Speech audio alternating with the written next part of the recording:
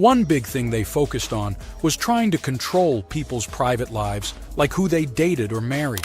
Imagina un mundo en el que el amor es ilegal y la intimidad está controlada por el Estado.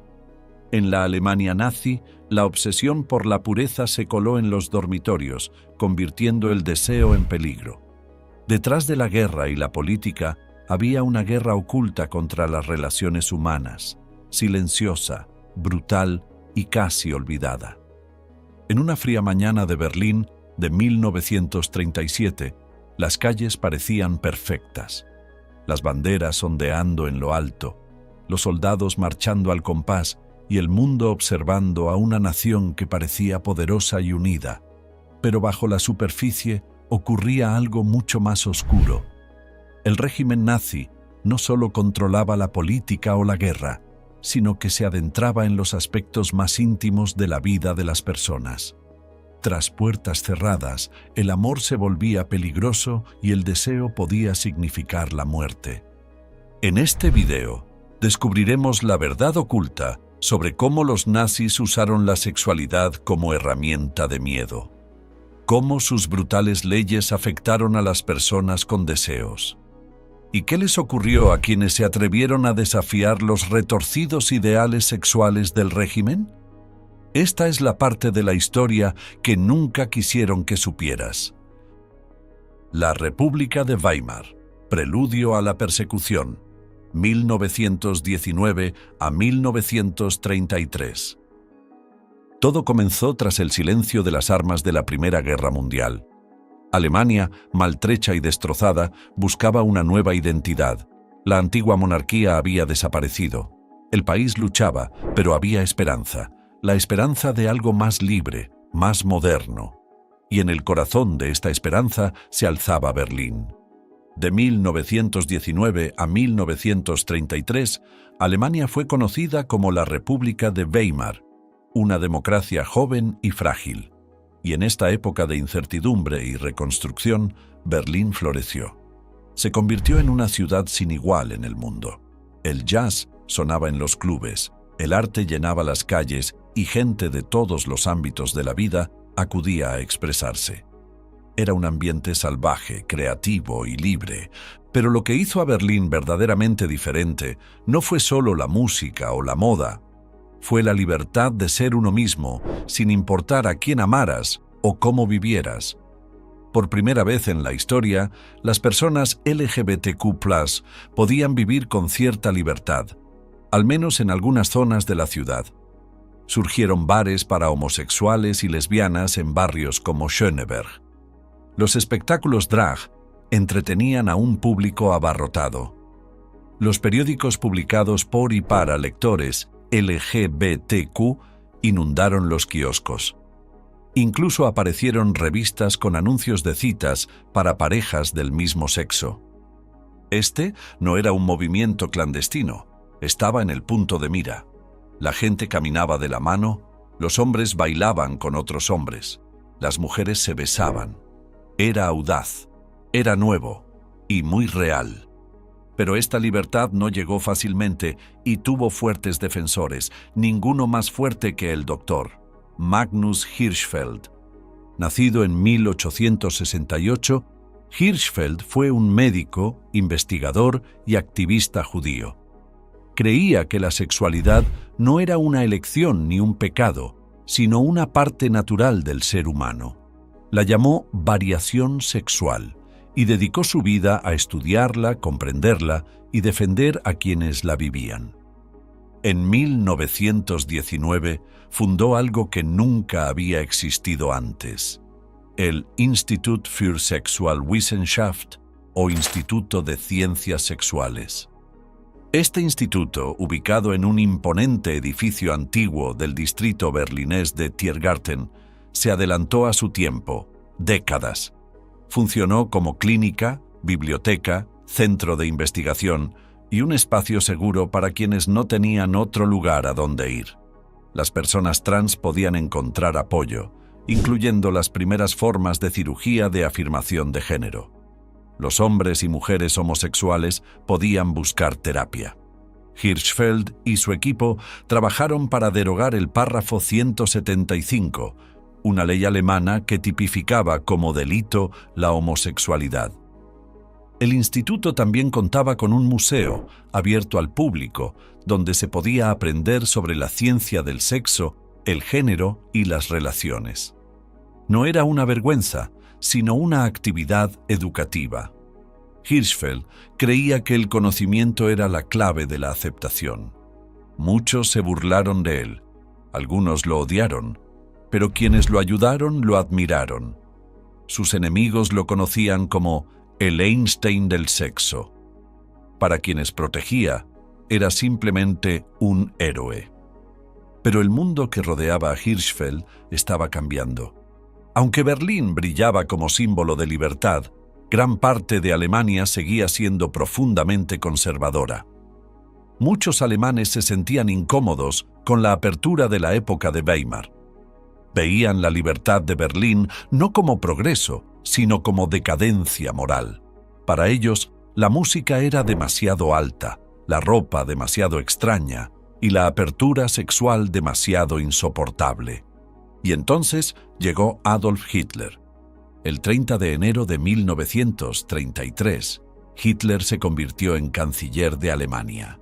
Su partido nazi llevaba mucho tiempo denunciando la degeneración de la República de Weimar. Prometieron restablecer el orden, la tradición y los valores morales, y lo harían con mano de hierro. Los nazis creían en una idea distorsionada de pureza racial y moral. Consideraban la homosexualidad una amenaza para la nación. No generaba hijos. Iba en contra de su idea de hombres fuertes y obedientes y mujeres fértiles y leales, y debía ser erradicada. Uno de sus primeros objetivos fue Hirschfeld. Mientras Hirschfeld se encontraba dando una conferencia en el extranjero, estudiantes nazis irrumpieron en el instituto el 6 de mayo de 1933. Saquearon el edificio, destruyendo miles de libros, historiales médicos y artefactos. Los arrojaron a la calle y los quemaron en una gran hoguera, aclamados por la multitud. Aún se conservan fotos de las llamas, imágenes de estudiantes arrojando las obras de Hirschfeld al fuego, con el rostro lleno de odio. No fue solo un incendio, fue una advertencia. Los nazis no toleraban la libertad, especialmente la libertad sexual. En cuestión de meses, se cerraron bares para homosexuales. Se prohibieron las revistas LGBTQ+. Hombres homosexuales reconocidos fueron arrestados, golpeados y enviados a prisiones o campos de concentración recién construidos. El párrafo 175 no solo se aplicó, sino que se reforzó. Incluso un rumor o una acusación podían destruir una vida. Berlín, antaño la capital mundial de los homosexuales, se había quedado a oscuras. Magnus Hirschfeld nunca regresó a Alemania. Murió en el exilio en Francia en 1935, desconsolado e impotente para detener lo que se avecinaba. El mundo que construyó, los sueños por los que luchó y la gente que intentó proteger, ahora estaban bajo ataque. Y así terminó uno de los momentos más singulares y abiertos de la historia LGBTQ+, un momento sepultado bajo el fuego, el miedo y el silencio. La historia de la República de Weimar no se trata solo de la libertad, se trata de la rapidez con la que esa libertad puede desvanecerse, de cómo una ciudad de color y luz puede quedar reducida a cenizas en cuestión de años. El ascenso de Hitler no solo significó guerra, dictadura o genocidio, también significó el inicio del conflicto contra la identidad, el amor y la dignidad humana. Y esa guerra ya había comenzado, mucho antes de que llegaran los tanques. El ascenso del régimen nazi y el comienzo de la represión, 1933 a 1934. El 30 de enero de 1933, Adolf Hitler, se convirtió en canciller de Alemania. Para muchos alemanes, este momento fue una fuente de esperanza. Tras años de dificultades económicas y caos político, creían que Hitler restauraría la fuerza y la unidad de Alemania. Pero para otros, especialmente para quienes no encajaban en las ideas estrechas del partido nazi, este momento marcó el comienzo de un capítulo oscuro y aterrador. Entre los primeros blancos del odio nazi se encontraban las comunidades LGBTQ+, que en su día habían gozado de relativa libertad y visibilidad, especialmente en ciudades como Berlín. Antes del ascenso de Hitler, Berlín era conocida como una de las ciudades más abiertas y animadas del mundo para las personas queer. Existían bares, clubes y cafés homosexuales e incluso algunos espacios seguros para personas transgénero, donde las personas podían ser ellas mismas. Esta vibrante cultura queer fue una luz excepcional en tiempos difíciles. Sin embargo, esa luz estaba a punto de extinguirse. Apenas unas semanas después de la toma de poder de Hitler, el 27 de febrero de 1933, el Reichstag, el Parlamento alemán, fue incendiado. Los nazis culparon a los comunistas, pero muchos historiadores creen que los propios nazis utilizaron el incendio como pretexto. El suceso les permitió convencer al gobierno de aprobar el decreto del incendio del Reichstag, que suspendió muchos derechos civiles y otorgó a la policía y a la policía secreta poderes ilimitados. Este decreto permitió a los nazis arrestar a cualquiera que etiquetaran como enemigo del Estado, sin juicio ni pruebas adecuadas. De repente, personas que nunca antes habían estado en problemas fueron arrestadas simplemente porque no encajaban en la idea nazi de un alemán normal. Las personas LGBTQ+ se convirtieron en blancos fáciles en esta nueva ola de miedo y represión. En Berlín se realizaron redadas en bares y clubes queer. La policía irrumpió en cafés y librerías que atendían a la comunidad LGBTQ+. Agentes de la policía secreta, conocidos como la Gestapo, comenzaron a compilar listas de sospechosos de ser homosexuales, lesbianas y personas transgénero. Estas listas se volvían letales. La gente tenía miedo de ser identificada, arrestada o algo peor. Para marzo de 1933, las personas queer de Berlín ya no podían vivir abiertamente. Los hombres que pasaban mucho tiempo juntos eran arrestados simplemente por sospecha. Las personas transgénero eran interceptadas en la calle. La policía las obligaba a entrar en comisarías donde las humillaban, las golpeaban y, en ocasiones, les despojaban de sus documentos de identidad. Los nazis no solo querían castigarlas, querían borrarlas por completo. Uno de los ataques más desgarradores tuvo lugar en un lugar que había sido un faro de esperanza: el Instituto de Ciencias Sexuales, fundado por el Dr. Magnus Hirschfeld. El Dr. Magnus Hirschfeld fue un médico y sexólogo judío. Fue uno de los primeros defensores públicos de los derechos LGBTQ+ en el mundo. Desde 1919, su instituto en Berlín ofreció asesoramiento, ayuda médica e investigación para personas LGBTQ+. Las personas transgénero, por ejemplo, podían recibir tratamientos hormonales tempranos e incluso cirugías, mucho antes de que dicha atención fuera ampliamente aceptada en otros lugares. El instituto también recopiló investigaciones, historias personales y documentos que mostraban la diversidad de la sexualidad y el género humanos. Fue un santuario para muchas personas que se sentían invisibles o rechazadas por la sociedad. El trabajo de Hirschfeld fue pionero y compasivo.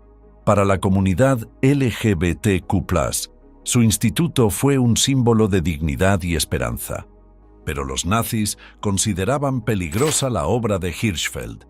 Detestaban cualquier cosa que desafiara sus estrictas ideas sobre el género y la sexualidad. El 6 de mayo de 1933, Estudiantes nazis y tropas de asalto de las SA, fuerzas paramilitares de camisas pardas leales a Hitler, atacaron el instituto.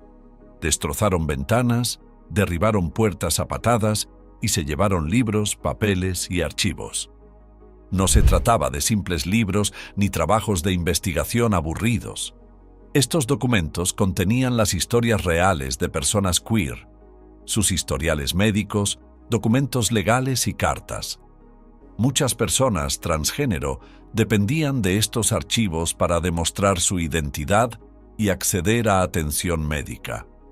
Los nazis destrozaron estas vidas. Tan solo 4 días después, el 10 de mayo de 1933, los nazis organizaron una quema pública de libros en la Opernplatz de Berlín, hoy conocida como Bebelplatz. Más de 20.000 libros y archivos extraídos del instituto fueron arrojados a una gran hoguera. La multitud vitoreó mientras décadas de historia y conocimiento LGBTQ+ se consumían en llamas. Entre las llamas se encontraba un busto de bronce del propio Hirschfeld, el rostro del hombre que luchó con tanto ahínco por los derechos LGBTQ+, se derritió en el fuego.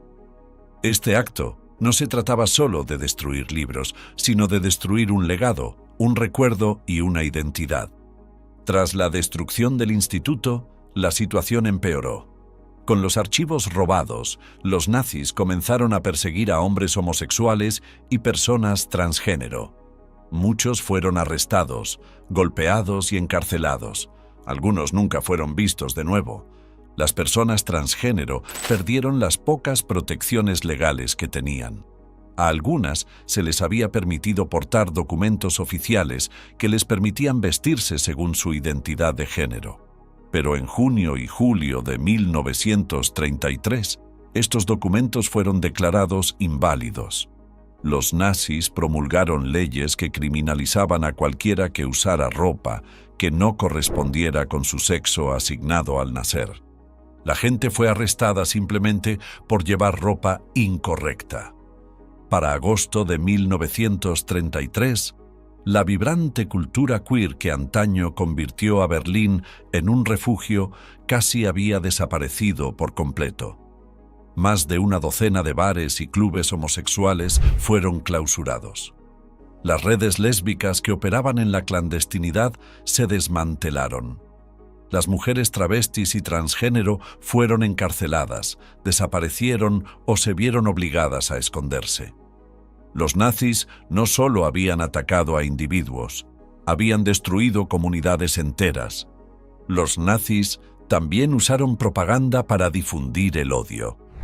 Se reescribieron los libros escolares para calificar el amor entre personas del mismo sexo de antinatural y peligroso. Los carteles advertían que los hombres homosexuales representaban una amenaza para la raza alemana y las familias. Se animó a los vecinos a denunciar a cualquier persona sospechosa de ser queer. Las leyes se convirtieron en herramientas de miedo. El párrafo 175, una ley del Imperio Alemán que penalizaba la homosexualidad masculina, se aplicó estrictamente por primera vez. Antes del nazismo, esta ley rara vez se aplicaba y solo se castigaba cuando existían pruebas claras de actos sexuales. Pero bajo el régimen nazi, incluso la sospecha bastaba. A finales de 1933, los nazis comenzaron a reescribir el párrafo 175 para hacerlo más aterrador. La nueva ley era más amplia y severa. Penalizaba la conducta lasciva, que podía significar casi cualquier cosa. Tocar a otro hombre en público, mirar fijamente durante demasiado tiempo o incluso hacer gestos amistosos. A principios de 1934, la ley revisada entró en vigor. La policía podía ahora allanar domicilios sin orden judicial y arrestar a hombres basándose en simples rumores.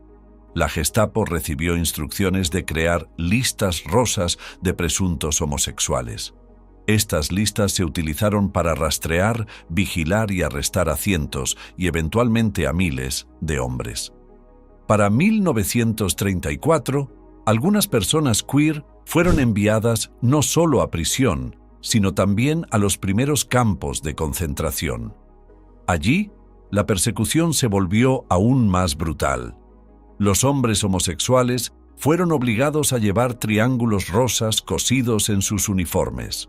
Esta marca los convirtió en blanco fácil de abusos y torturas por parte de guardias y otros prisioneros. Muchos fueron golpeados, sometidos a crueles experimentos médicos o asesinados. Los campos se convirtieron en lugares de sufrimiento y muerte para las personas LGBTQ+, lugares destinados a borrar por completo su identidad. A pesar de los horrores, gran parte del mundo fuera de Alemania seguía sin ser consciente o no estaba dispuesta a creer la magnitud de la crueldad nazi. Los nazis ocultaban sus acciones tras palabras como orden, tradición y pureza. Afirmaban proteger al pueblo alemán, pero en realidad estaban destruyendo vidas e historia. Esta brutal represión no solo buscaba castigar a la gente, se trataba de borrar la historia, la verdad y la identidad. Al destruir libros, archivos y comunidades, los nazis intentaron reescribir la historia para que las personas LGBTQ+ fueran olvidadas. No solo borradas de la sociedad, sino también de la memoria. Incluso mientras los incendios ardían y los arrestos continuaban, pequeños actos de resistencia sobrevivieron. Algunos ocultaron cartas y documentos para proteger sus recuerdos. Los amigos se refugiaron en secreto. Las palabras del doctor Hirschfeld: justicia a través de la ciencia, libertad a través del entendimiento. Se susurraban en lugares ocultos. Estas palabras no morirían con el hombre ni con su instituto. Permanecieron en las historias de los sobrevivientes y en la esperanza de que algún día la verdad y la justicia regresaran. Pero lo peor estaba por llegar. Los años venideros traerían aún más terror, más pérdidas y más destrucción para quienes estaban bajo el régimen nazi. Párrafo 175. Legalización de la persecución. 1935. El 28 de junio de 1935, Alemania ya se encontraba bajo el dominio nazi y la vida se volvía peligrosa para cualquiera que no encajara en la imagen ideal del ario perfecto. Ese día, los nazis tomaron una decisión que destruiría miles de vidas. Modificaron una ley, una antigua llamada Párrafo 175, y la endurecieron considerablemente. Esta ley trataba sobre una sola cosa: la homosexualidad masculina. Y los nazis estaban dispuestos a usarla para aplastar a cualquier hombre que amara a otro hombre. Antes de 1935, el párrafo 175 existía en la legislación alemana desde 1871. Declaraba ilegales los actos sexuales entre hombres, pero rara vez se aplicaba a menos que existieran pruebas sólidas. Esto cambió con el nazismo. Consideraban a los hombres homosexuales un peligro para la fortaleza y el futuro de Alemania. Según la ideología nazi, estos hombres no encajaban en su visión de una población alemana fuerte y en crecimiento. Por ello, reescribieron la ley, y esta vez se aseguraron de que pudiera utilizarse como arma. La nueva versión del párrafo 175 ilegalizó incluso las acciones más insignificantes.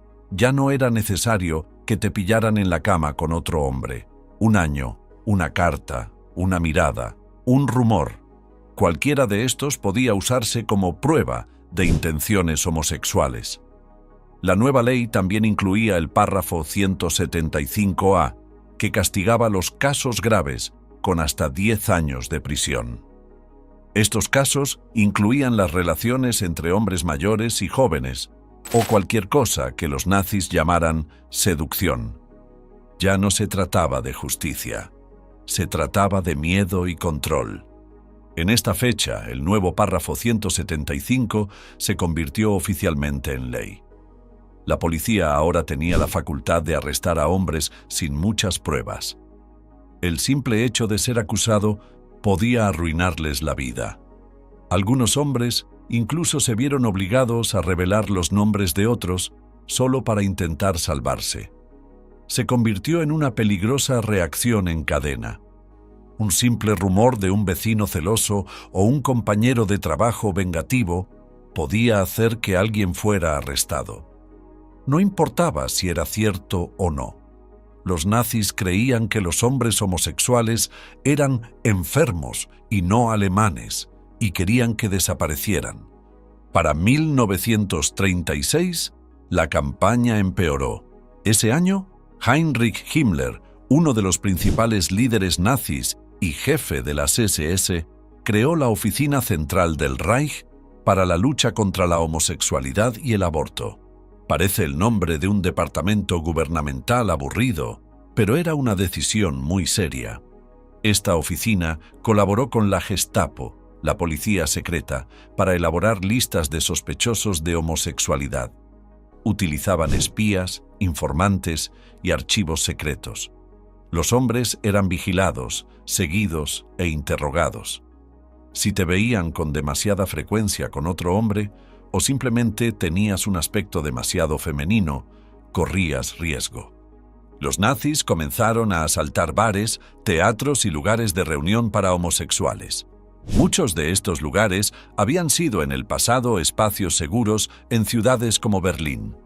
Pero bajo el régimen nazi, ningún lugar era seguro. En tan solo unos pocos años, el número de arrestos se disparó. Para 1938, más de 8.000 hombres eran condenados cada año en virtud del párrafo 175. Y esas eran solo las cifras oficiales. Muchos otros fueron arrestados, pero nunca llegaron a juicio.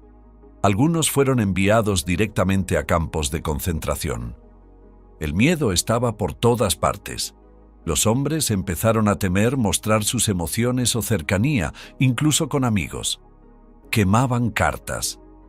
Las relaciones terminaban de la noche a la mañana. No se trataba solo de evitar el arresto, sino de sobrevivir. Cuando comenzó la Segunda Guerra Mundial, la situación empeoró. Algunos hombres homosexuales fueron obligados a alistarse en el ejército. Otros fueron sacados a la fuerza de sus hogares y enviados a campos de concentración. Allí les daban una insignia especial, un triángulo rosa, cosida en sus uniformes. Este triángulo los identificaba como homosexuales. También los convertía en blanco de ataques dentro de los campos. Los prisioneros del Triángulo Rosa solían recibir el peor trato posible. Les asignaban los trabajos más duros, la menor cantidad de comida y los castigos más violentos.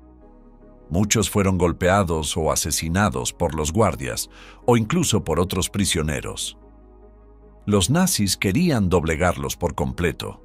Decían que la homosexualidad era curable, y en algunos campos llevaron a cabo horribles experimentos médicos para intentar arreglarlos.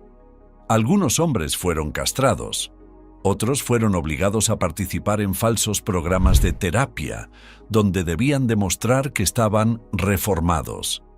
El precio del fracaso era la muerte. Se cree que entre 5.000 y 15.000 hombres que vestían triángulos rosas fueron enviados a campos de concentración. Muchos nunca regresaron. Lo que hizo las cosas aún más trágicas fue el silencio. Estos hombres no podían hablar de lo sucedido. Tras el fin de la guerra, los supervivientes de los campos a menudo seguían siendo tratados como criminales. El párrafo 175 se mantuvo vigente en Alemania Occidental hasta 1969 y no se derogó por completo hasta 1994. Esto significó que los hombres homosexuales que sobrevivieron al nazismo no fueron vistos como víctimas como los demás. No recibieron disculpas. No hubo justicia. No hubo reconocimiento. Algunos incluso fueron devueltos a prisión después de los campos porque sus condenas bajo el párrafo 175 aún contaban. Les dijeron que no tenían derecho a quejarse. Pero incluso en los días más oscuros, algunos resistieron. Algunos amantes lo arriesgaron todo para permanecer juntos. Algunos escribieron cartas a escondidas, tallaron símbolos secretos o compartieron breves momentos de cariño cuando nadie los veía. También hubo gente que ayudó, vecinos que advirtieron, amigos que ocultaron a hombres de la policía, incluso valientes abogados que intentaron impugnar los casos en los tribunales. Estos actos de resistencia, por pequeños que fueran, demostraron que incluso cuando la ley estaba llena de odio, el amor se negaba a desaparecer. Se tardó décadas en reconocer lo que realmente les ocurrió a los hombres homosexuales bajo el régimen nazi. Durante mucho tiempo, sus historias fueron ignoradas, incluso en los libros de historia. Pero poco a poco, las cosas empezaron a cambiar. Pocos años después, el gobierno alemán finalmente se disculpó con las víctimas del párrafo 175. Empezó a ofrecer indemnizaciones a los pocos supervivientes que aún vivían. Y en Berlín, donde antes se produjeron tantos arrestos, ahora hay un monumento conmemorativo a los homosexuales perseguidos por los nazis. El Triángulo Rosa, antaño un símbolo de vergüenza, ha sido recuperado por los activistas LGBTQ+ como símbolo de resistencia. Pero la historia no termina aquí. El Triángulo Rosa, marcación y marginación. En enero de 1935, los nazis promulgaron una ley mucho más estricta, el párrafo 175. Esta ley tipificaba como delincuentes a los hombres que amaban a otros hombres. Antes, ya era ilegal que los hombres mantuvieran relaciones homosexuales, pero ahora las normas eran más estrictas y castigaban más cosas. Incluso una pequeña señal, como una mirada, una carta o ser visto con otro hombre, podía acarrear un arresto. Si un hombre era arrestado bajo esta ley, podía ir a prisión, pero para muchos, el castigo era peor. Algunos fueron enviados a campos de concentración nazis, lugares llenos de crueldad y muerte. En estos campos, los prisioneros llevaban insignias de colores para indicar su presencia. Los judíos llevaban estrellas amarillas, los presos políticos triángulos rojos y otros, a quienes los nazis llamaban asociales, triángulos negros. Los hombres homosexuales eran obligados a llevar un triángulo rosa, un pequeño triángulo rosa invertido cosido en su ropa. Este simple símbolo tenía un profundo y aterrador significado. Los identificaba como criminales sexuales, personas odiadas y perseguidas por el gobierno nazi. Un hombre, Karl Gorath, tenía 26 años y estudiaba enfermería en 1938. Tenía un futuro prometedor. Pero un día, un exnovio le contó a la policía sobre su relación. Karl fue arrestado bajo el artículo 175 y enviado al campo de concentración de Neuengamme. Allí le dieron el uniforme a rayas de los prisioneros con un triángulo rosa brillante bordado en el pecho. Aunque Karl había recibido entrenamiento para ayudar a enfermos, los guardias lo trataban con crueldad. Otros prisioneros, especialmente aquellos con otras insignias, lo golpeaban por el triángulo rosa. Karl era obligado a realizar los trabajos más duros y peligrosos en condiciones gélidas. En una ocasión, al negarse a dar menos comida a los prisioneros enfermos, fue castigado y enviado a Auschwitz, uno de los campos más mortíferos. No lo enviaron allí por ser judío ni por ser un enemigo político, sino por ser homosexual. La historia de Karl muestra la crueldad que sufrieron los prisioneros del Triángulo Rosa en toda la Alemania nazi. Los guardias los golpeaban más que a otros, les daban menos comida y menos ropa. Tenían que trabajar más duro y a menudo los dejaban morir de agotamiento o enfermedad. El Triángulo Rosa también los convertía en blanco de abusos por parte de otros prisioneros. A algunos se les permitía herir a hombres homosexuales sin castigo. Algunos eran golpeados o incluso violados. Los nazis obligaban a algunos a someterse a crueles pruebas médicas para ver si su delito sexual podía curarse. Estas pruebas eran dolorosas, humillantes y en ocasiones mortales. Uno de esos supervivientes fue Pierre Seel. Con tan solo 17 años, mientras vivía en Alsacia, una región ocupada por Alemania, Pierre fue arrestado por ser homosexual. Su secreto salió a la luz cuando intentó denunciar el robo de un reloj a la policía. Poco después, fue enviado al campo de concentración de Schirmeck. Lo que Pierre vio allí lo acompañó el resto de su vida. Su joven novio fue arrastrado al patio del campamento, atado frente a cientos de prisioneros y atacado por perros hambrientos. Los guardias observaban y reían mientras los perros destrozaban a su novio. Nadie ayudó. Nadie dijo una palabra. Durante muchos años, Pierre mantuvo en secreto esta terrible historia. Temía que lo juzgaran. No fue hasta 1994, casi 50 años después de la guerra, que finalmente compartió lo sucedido. Otro hombre, Joseph Kohaut, escribió sobre su estancia en el campo de Sachsenhausen. En sus memorias, Los hombres del Triángulo Rosa, describió el miedo, la soledad y la violencia que sufrían los prisioneros homosexuales. Explicó cómo los prisioneros del Triángulo Rosa eran tratados peor que los demás, como animales, no como seres humanos. Joseph sobrevivió a la guerra, pero tras su fin, sus problemas no cesaron. Muchos supervivientes del Triángulo Rosa seguían siendo vistos como criminales, no como víctimas. El párrafo 175 seguía vigente tanto en Alemania Oriental como en Alemania Occidental. Esto significó que muchos hombres fueran devueltos a prisión, incluso después de la derrota de los nazis. Nunca fueron recibidos en casa como héroes. Cuando los ejércitos aliados liberaron los campos de concentración en mayo de 1945, muchos prisioneros se salvaron. Pero los hombres del Triángulo Rosa a menudo no fueron liberados de inmediato.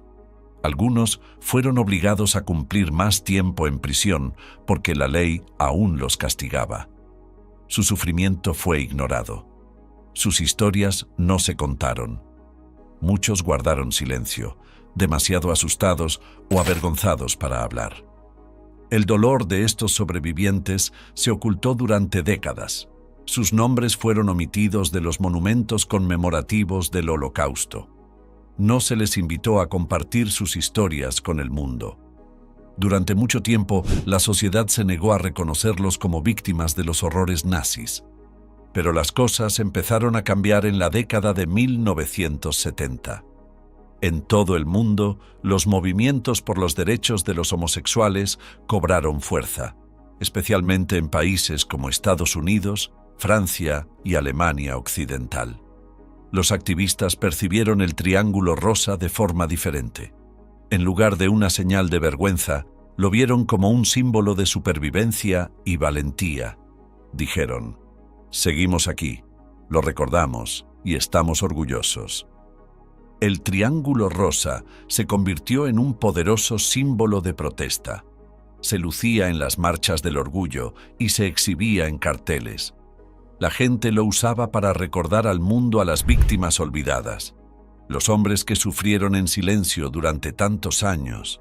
Se convirtió en una forma de honrar a quienes habían sido heridos y de decir: nunca más. Hoy, el Triángulo Rosa tiene dos significados.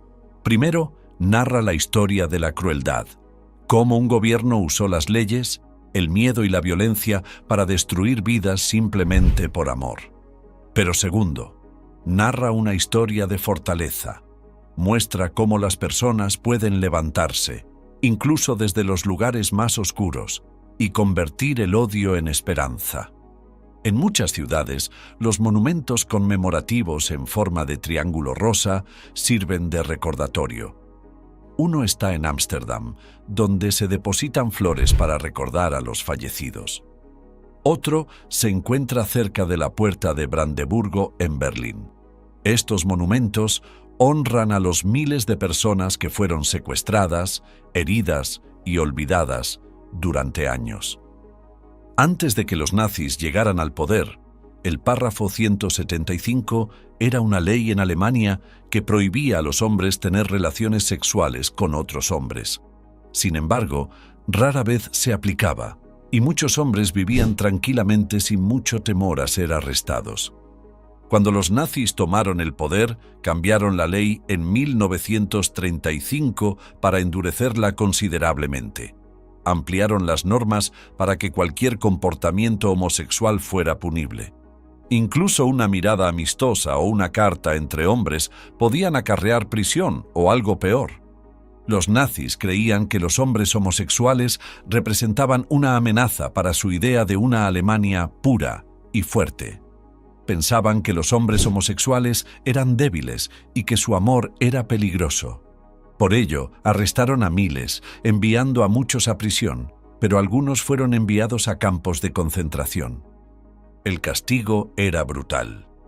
Los hombres homosexuales en los campos eran considerados los peores prisioneros, peores que los criminales o los presos políticos. Los aislaban, los golpeaban y a menudo los dejaban morir a causa del trabajo duro y los malos tratos.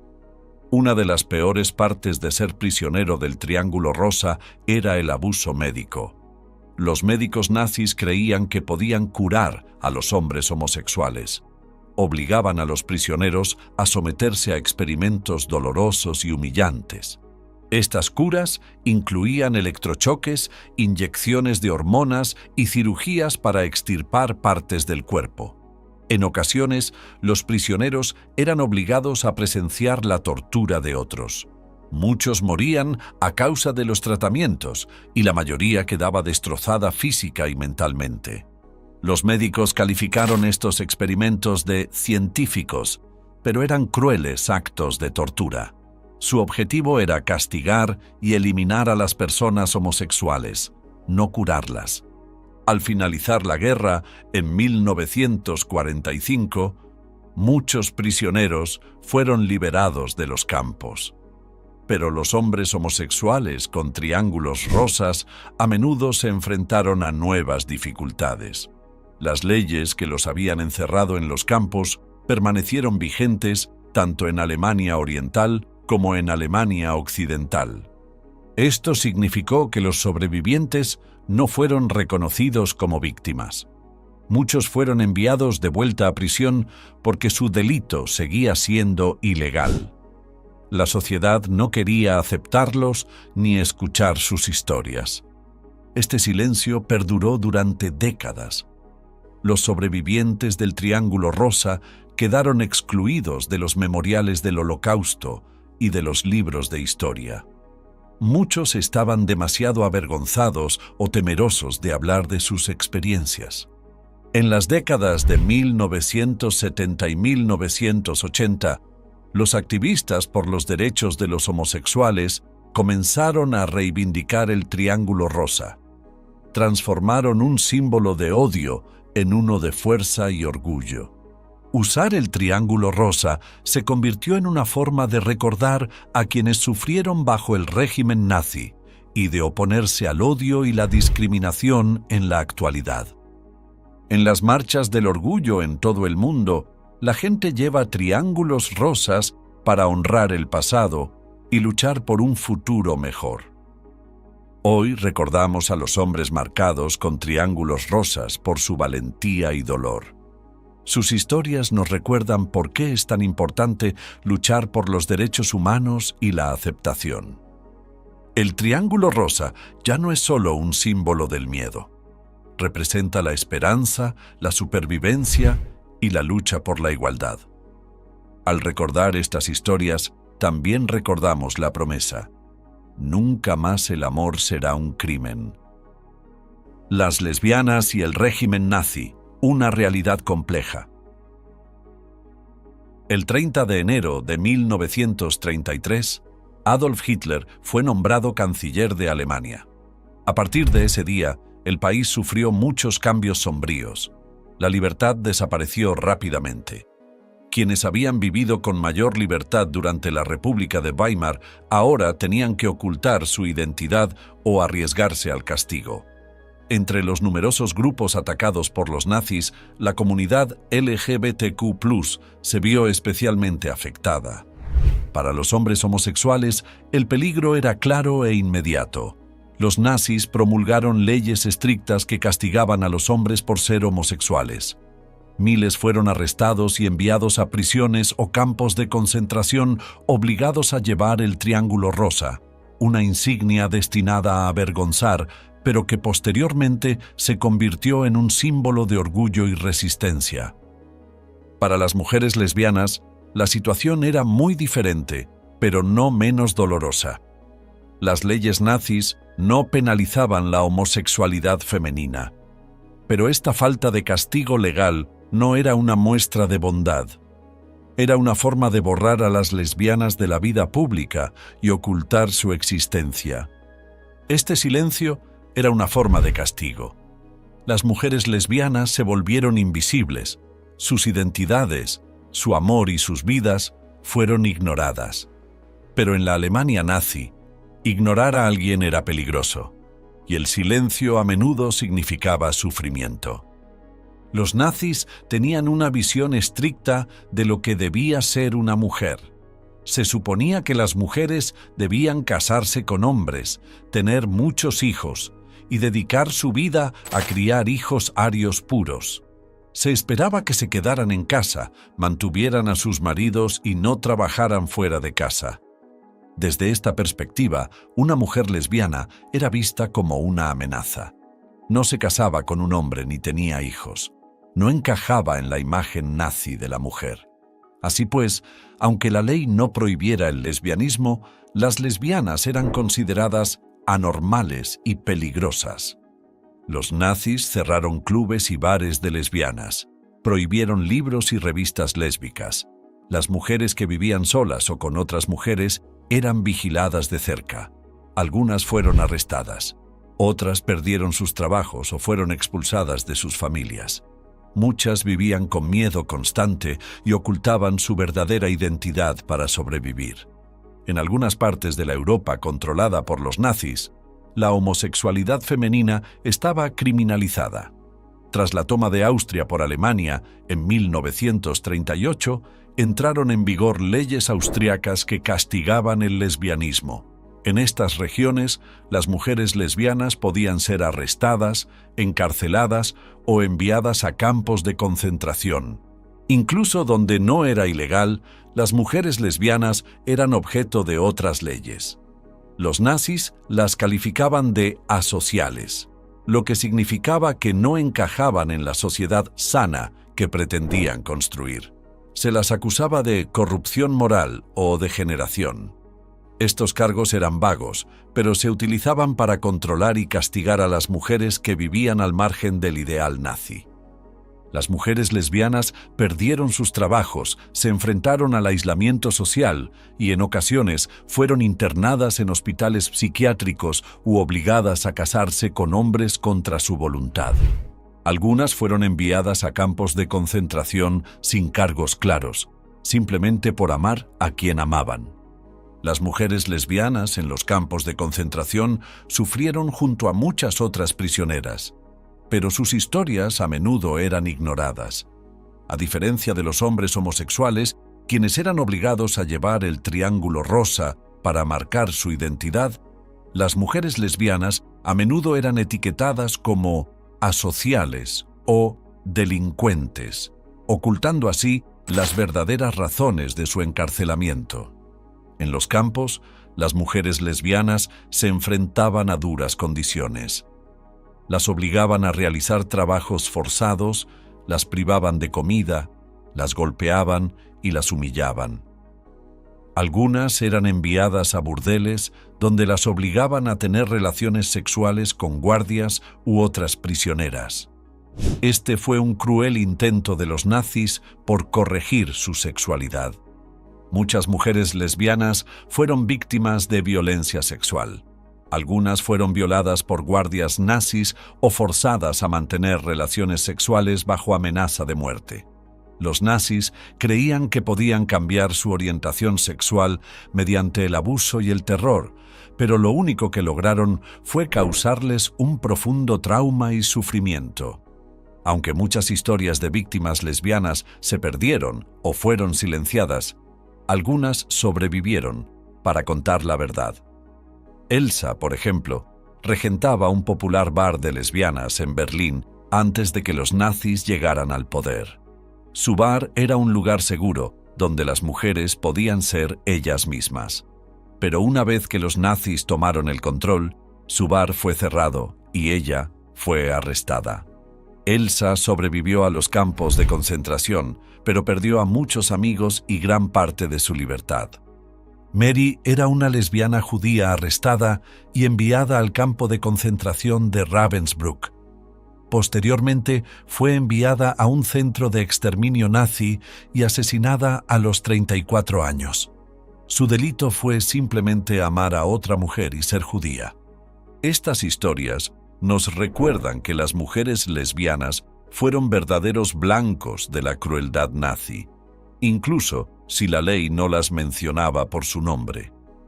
Tras la Segunda Guerra Mundial, el mundo comenzó a reconocer a muchos grupos que sufrieron bajo el régimen nazi. Se recordó al pueblo judío, a los romaníes, a las personas con discapacidad y a los presos políticos. Los hombres homosexuales fueron poco a poco reconociendo su sufrimiento, pero las mujeres lesbianas fueron mayormente olvidadas. Dado que la homosexualidad femenina no siempre fue ilegal, los gobiernos de posguerra solían decir que las mujeres lesbianas no eran víctimas reales. Recibieron poca o ninguna ayuda y ningún reconocimiento público. Muchas sobrevivientes lesbianas guardaron silencio. La homosexualidad seguía profundamente estigmatizada después de la guerra, y muchas mujeres temían ser arrestadas de nuevo o rechazadas por la sociedad. Tuvieron que ocultar su pasado y su identidad durante décadas. Pasaron muchos años hasta que se reconociera a las víctimas lesbianas de la persecución nazi. En 2008, Alemania inauguró un monumento conmemorativo para las víctimas homosexuales del nazismo. Inicialmente solo mencionaba a los hombres. Activistas impulsaron la inclusión de las lesbianas, y el monumento se actualizó para honrar a todas las víctimas homosexuales. Desde entonces, historiadores y activistas han trabajado arduamente para desvelar historias perdidas. Han encontrado cartas, diarios y testimonios de sobrevivientes lesbianas.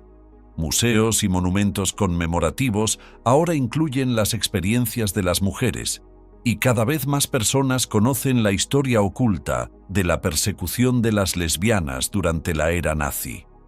La historia de las lesbianas bajo el régimen nazi no es solo historia, es una advertencia para hoy. Muestra lo peligroso que es cuando un gobierno decide quién es normal y quién no. Muestra cómo el silencio y la invisibilidad pueden convertirse en otra forma de castigo. Las mujeres lesbianas no eran criminales ni rebeldes, eran simplemente mujeres que amaban a otras mujeres. Eso bastó para que los nazis intentaran borrarlas de la sociedad y destruir sus vidas. Pero incluso en los momentos más difíciles, su amor y valentía sobrevivieron. Hoy, al contar sus historias, honramos sus vidas y nos recordamos que todos merecen respeto y libertad, sin importar a quién amen.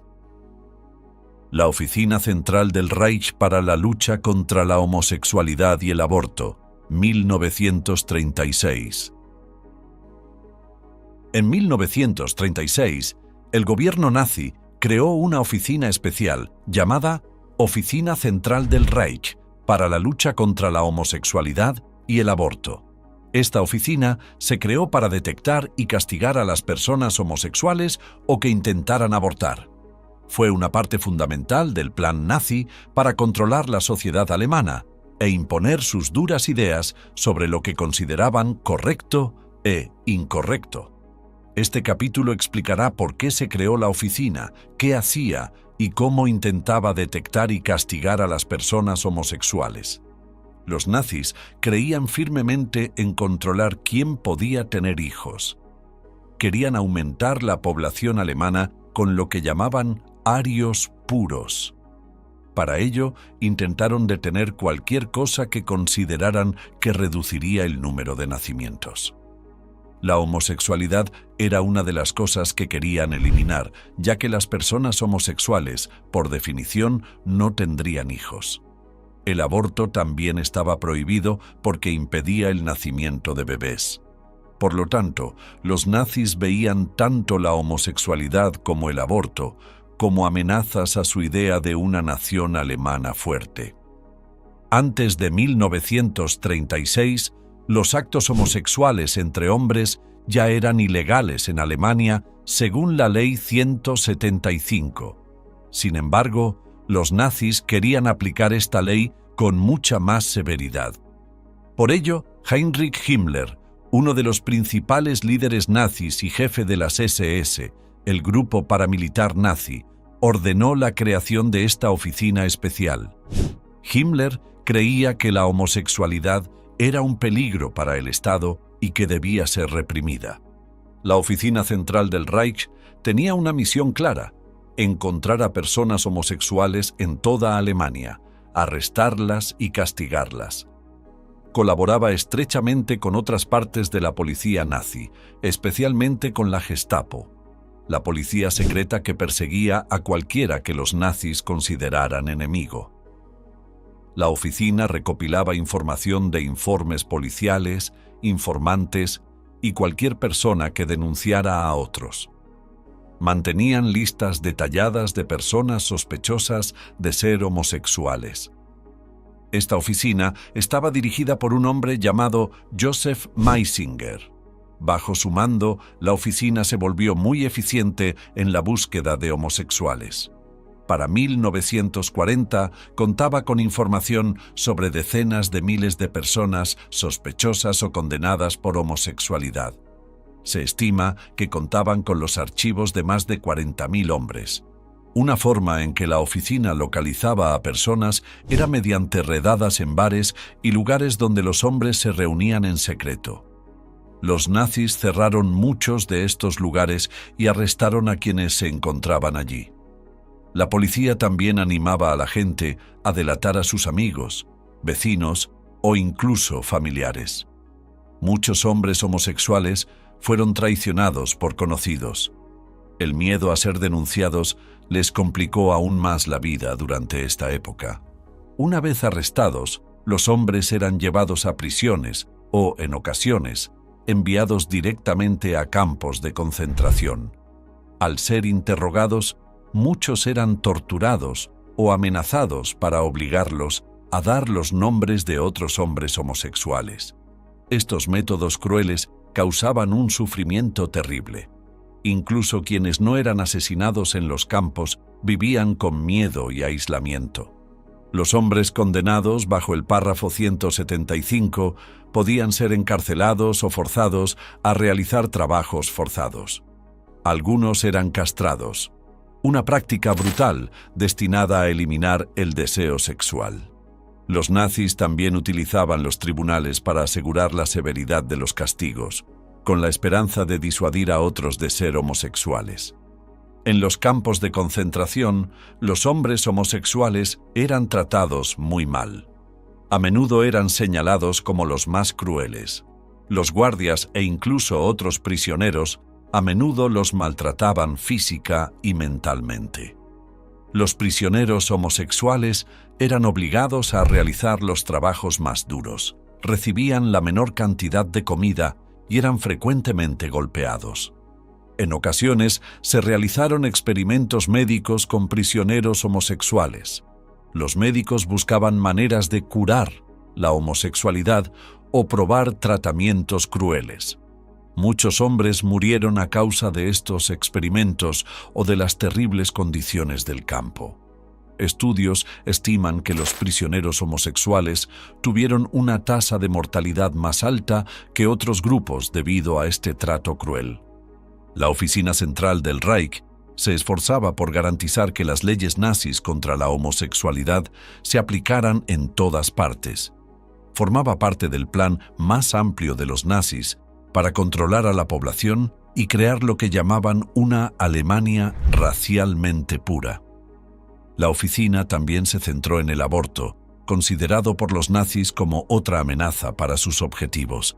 Sin embargo, la persecución de los hombres homosexuales era uno de sus principales objetivos. La oficina siguió funcionando durante el periodo nazi y solo cesó sus actividades cuando Alemania perdió la Segunda Guerra Mundial en 1945. Cerca del final de la guerra se destruyeron muchos registros, pero el daño ya estaba hecho. Miles de hombres fueron arrestados, torturados, enviados a campos de concentración o incluso asesinados debido a la labor de esta oficina. Incluso después del fin de la guerra, muchos sobrevivientes de la persecución nazi seguían sufriendo malos tratos. Leyes como el párrafo 175 permanecieron vigentes en Alemania durante décadas después de 1945. Muchos hombres seguían siendo encarcelados o discriminados por su sexualidad.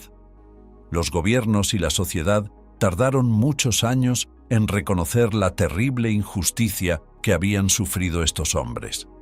La oficina central del Reich es un claro ejemplo de cómo el gobierno nazi utilizó la burocracia y el poder policial para perseguir a quienes no encajaban en su estrecha idea de sociedad.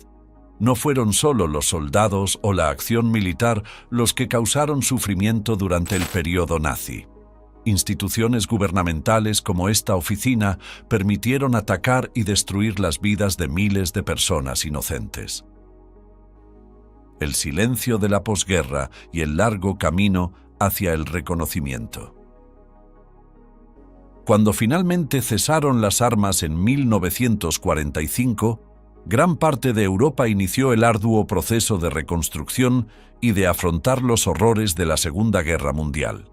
Para millones, la liberación significó el fin del terror y la opresión. Pero para miles de hombres perseguidos por su sexualidad bajo el régimen nazi, el fin de la guerra no significó la libertad.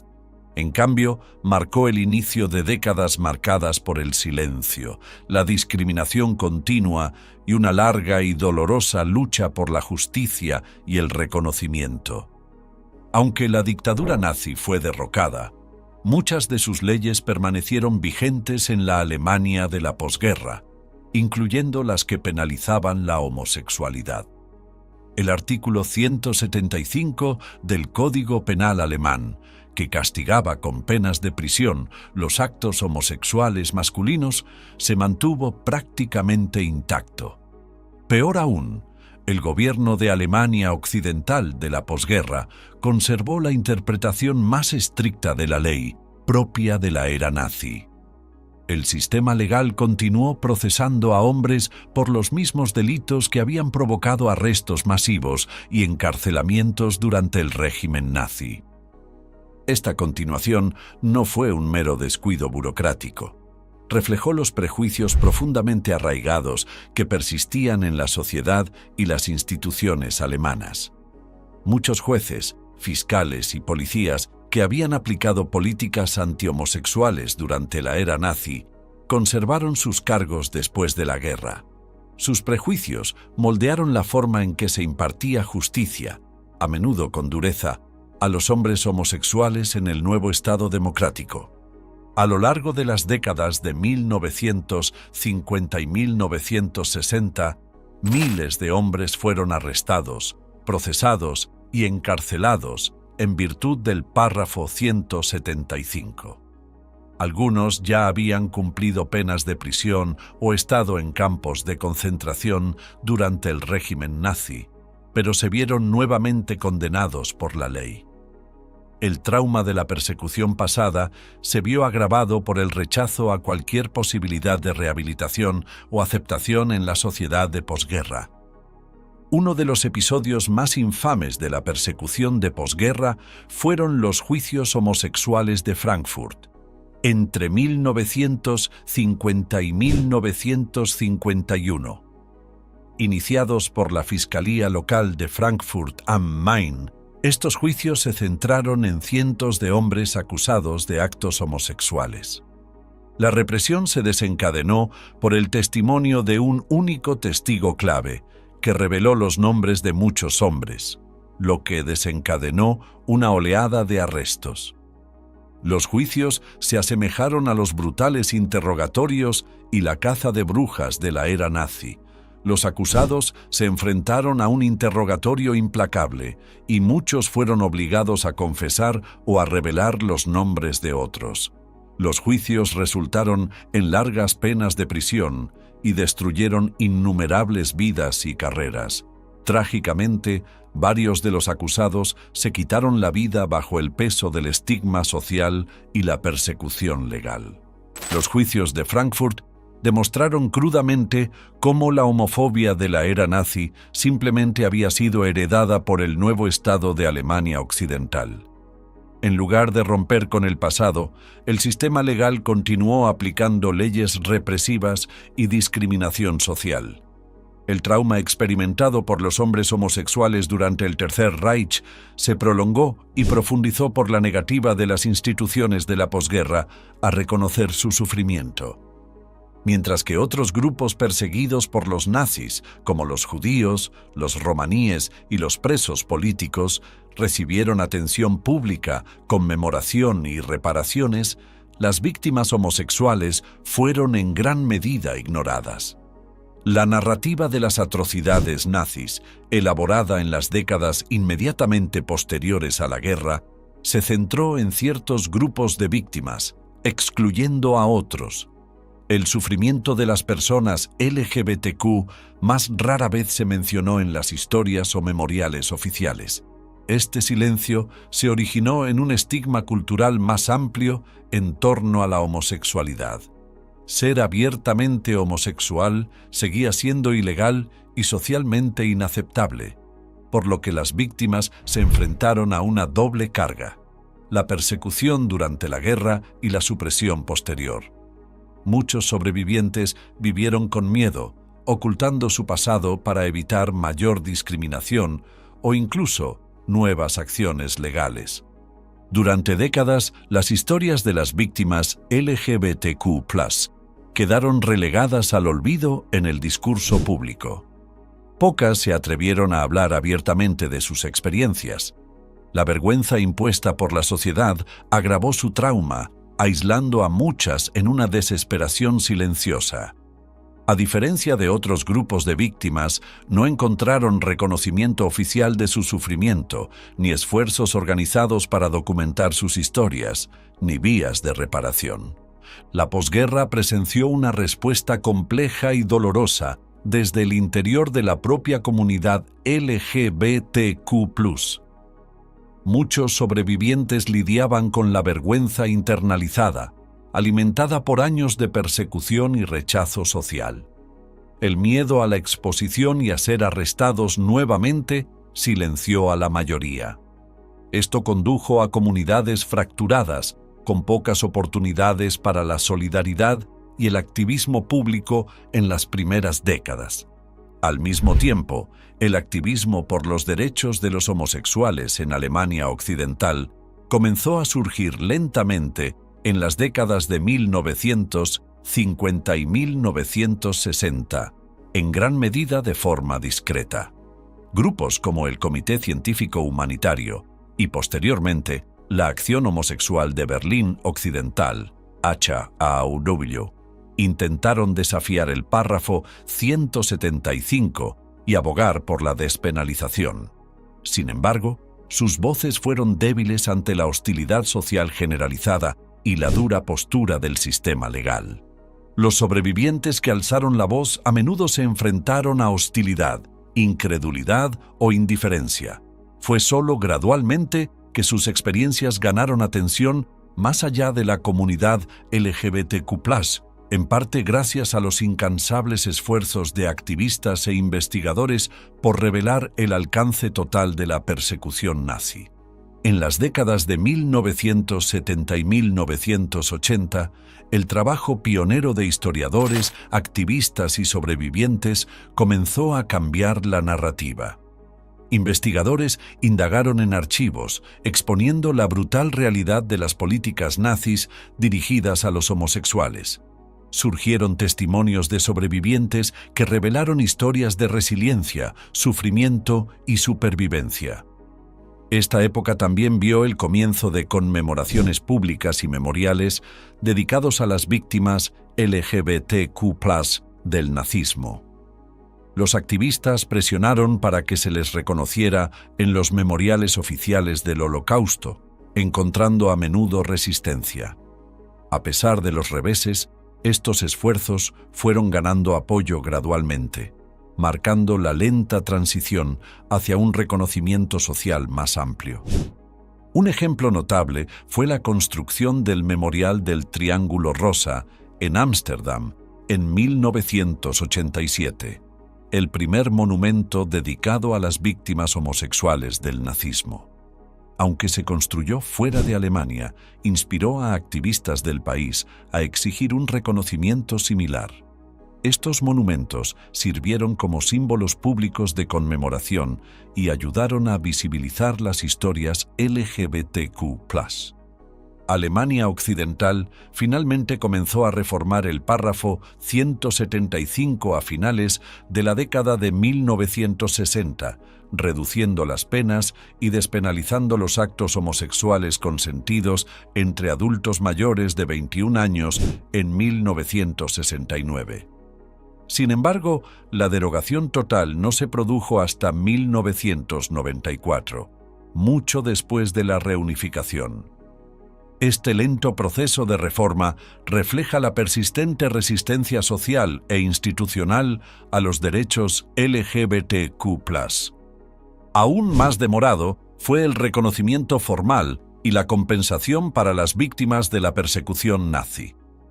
Durante décadas, los sobrevivientes condenados, en virtud del párrafo 175, fueron excluidos de los programas de reparación disponibles para otros grupos de víctimas. Su sufrimiento fue oficialmente ignorado, ya que la homosexualidad seguía penalizada. No fue hasta las décadas de 1990 y 2000 que los gobiernos comenzaron a abordar esta injusticia. En 2002, Alemania anuló las condenas de la era nazi relacionadas con la homosexualidad, reconociendo formalmente la persecución injusta. Sin embargo, esta ley no restableció automáticamente la indemnización ni indultó a los condenados después de 1945 bajo las mismas leyes. Tras años de campaña, el Bundestag aprobó en 2017 una ley que ofrecía indultos e indemnizaciones económicas a los condenados en virtud del artículo 175. Los supervivientes recibieron indemnizaciones por cada año de prisión. Esta medida fue un paso histórico, pero llegó décadas tarde para muchas víctimas que ya habían fallecido. El silencio de la posguerra y la discriminación continua infligieron profundas heridas psicológicas a los sobrevivientes. Muchos cargaron con traumas de por vida a causa de sus experiencias, agravados por la falta de apoyo o reconocimiento social. El miedo, la vergüenza y el aislamiento persistieron incluso en tiempos de paz. Los psicólogos que estudian a los sobrevivientes descubrieron que la combinación de la persecución durante la guerra y el rechazo posbélico creó un trauma complejo. Muchos vivieron con depresión, ansiedad y sentimientos de invisibilidad. El lento proceso de reconocimiento ha ayudado a algunos a sanar, pero las cicatrices siguen siendo un testimonio del daño a largo plazo causado por el odio sistémico. Hoy en día existe mucha más conciencia sobre la persecución de los homosexuales durante la era nazi y las injusticias que sufrieron después de la guerra. Alemania ahora incluye narrativas LGBTQ+ en la educación sobre el Holocausto y existen monumentos públicos para honrar a las víctimas. Monumentos como el del Parque Tiergarten de Berlín sirven como lugares de reflexión y educación. Museos y documentales presentan cada vez más historias de persecución de LGBTQ+, garantizando que estas historias no caigan en el olvido. Los programas educativos también enfatizan los peligros de la discriminación y la necesidad de proteger los derechos humanos. Estos esfuerzos conectan el pasado con las luchas actuales que enfrentan las comunidades LGBTQ+ en todo el mundo, lo que subraya la importancia de la vigilancia contra la intolerancia. El largo silencio tras la guerra ofrece lecciones importantes. Muestra cómo los prejuicios sociales pueden retrasar la justicia y cómo la negación oficial agrava el sufrimiento de las víctimas. El lento reconocimiento de la persecución LGBTQ+ nos recuerda que los derechos humanos deben defenderse activamente, no darse por sentados. Recordar esta historia es crucial para prevenir la discriminación futura. Exige que las sociedades escuchen las voces marginadas y garanticen que ningún grupo de víctimas sea olvidado o excluido de la justicia. Las historias de quienes fueron perseguidos en virtud del párrafo 175 y sus luchas en la posguerra resaltan la resiliencia del espíritu humano. También nos desafían a construir un mundo donde se respete la dignidad de todos, sin importar a quién amen. Legado y recuerdo. Lecciones para hoy. La historia de la persecución LGBTQ+ durante la era nazi no terminó con la caída del Tercer Reich. Dejó un legado que tomaría décadas confrontar y comprender plenamente. Durante muchos años después de la Segunda Guerra Mundial, esta historia permaneció en gran parte oculta, silenciada por la vergüenza, el miedo y la discriminación constante. Pero hoy, recordar este oscuro capítulo es más importante que nunca. Nos recuerda los peligros del odio, el valor de los derechos humanos y el poder de la resiliencia. Durante décadas después de la guerra, las historias de quienes fueron perseguidos por su sexualidad bajo el régimen nazi rara vez se divulgaron. Muchos sobrevivientes permanecieron en silencio, temiendo ser juzgados o perseguidos aún más. La homosexualidad seguía criminalizada en algunas partes de la Alemania de posguerra, y las leyes que los nazis habían utilizado para arrestar a personas se mantuvieron vigentes. Esto significó que, incluso después de sobrevivir a los horrores de los campos de concentración, muchas personas LGBTQ+ no podían hablar abiertamente de sus experiencias sin arriesgarse a un nuevo castigo. Este silencio fue una forma de supresión. Significó que el mundo olvidó en gran medida el sufrimiento de las víctimas LGBTQ+ durante el Holocausto. Los homenajes, la educación y el reconocimiento público se centraron principalmente en otros grupos que fueron blanco de los nazis. Las personas LGBTQ+ quedaron excluidas. Este largo silencio dificultó aún más la sanación de los sobrevivientes y la transmisión de sus historias. Se necesitaron muchos años de activismo y valentía para que la sociedad comenzara a reconocer esta historia y el dolor único de estas víctimas. La lucha por reconocer esta parte de la historia cobró fuerza en las décadas de 1970 y 1980, con el crecimiento mundial de los movimientos LGBTQ+. Los activistas exigieron que la persecución de las personas LGBTQ+ se incluyera en la conmemoración del Holocausto. Lucharon por una compensación, monumentos públicos y el derecho a contar sus historias sin miedo.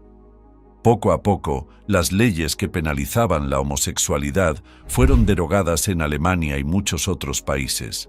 Este avance legal permitió a los sobrevivientes presentarse y hablar abiertamente sobre lo que habían sufrido. También ayudó a la sociedad a comprender que la persecución por orientación sexual era un delito grave que merecía justicia y recordación. En la década de 1990 y principios de la década de 2000, comenzaron a surgir monumentos públicos dedicados a las víctimas LGBTQ+ del régimen nazi.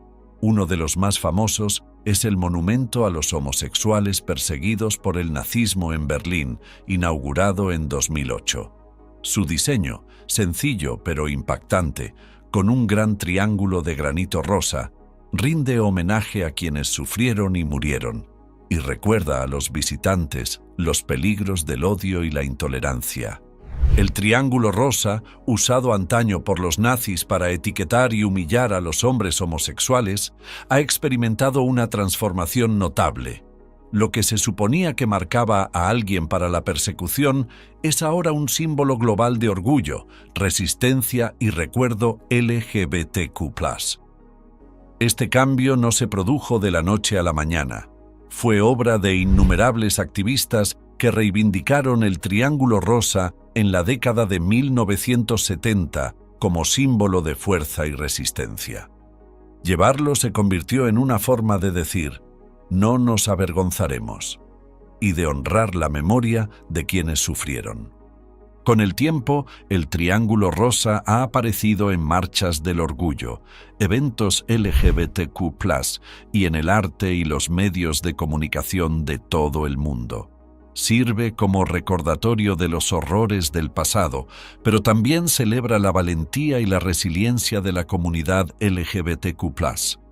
Hoy, el triángulo rosa transmite un mensaje de esperanza, que incluso en los momentos más oscuros, la gente puede resistir la opresión y exigir justicia. Los monumentos conmemorativos dedicados a las víctimas LGBTQ+ desempeñan un papel esencial en la educación y la memoria. Ofrecen espacios públicos donde las personas pueden aprender sobre esta historia y reflexionar sobre su significado. Además del monumento conmemorativo de Berlín, muchos otros países han erigido monumentos y placas en honor a las víctimas LGBTQ+ de la persecución nazi. Estos monumentos nos recuerdan que el impacto del odio perdura mucho después de los hechos. Los museos también se han convertido en espacios donde se cuentan estas historias.